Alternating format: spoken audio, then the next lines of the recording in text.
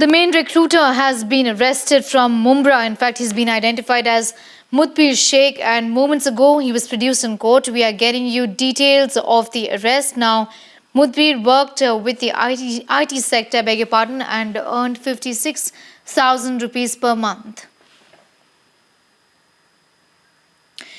Megha is getting more details on that operation. Megha, do tell us, what do we know about this person who has been arrested? What more details can you share with us as far as his identity is concerned? All right, so he is a man who goes by the name of Mudabbir Mushtaq Sheikh, 34 years old, lives in Mumra. That's on the outskirts of the city of Mumbai, and perhaps in the locality from where he was arrested. He'd been living there for the last 4 years. A man who's married, has 2 daughters, and he has been picked up by the police, rather, beg your pardon, not the police, but the NIA as well as the ATS in a joint operation today, around between 3 to 4 today in the wee hours.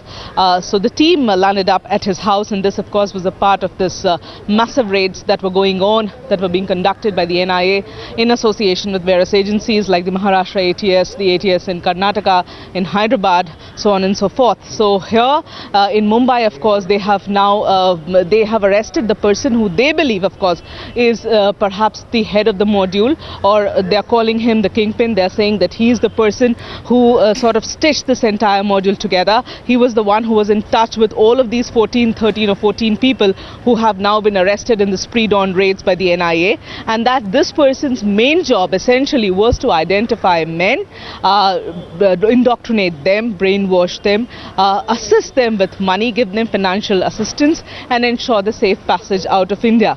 Now, this person, from the information that is available with the agencies, is that this person, of course, was in touch with other people who were more directly associated with the ISIS, perhaps across the border and also somewhere in Syria. Now, those details are awaited, and the NIA and perhaps other agencies may just share those details in a while from now.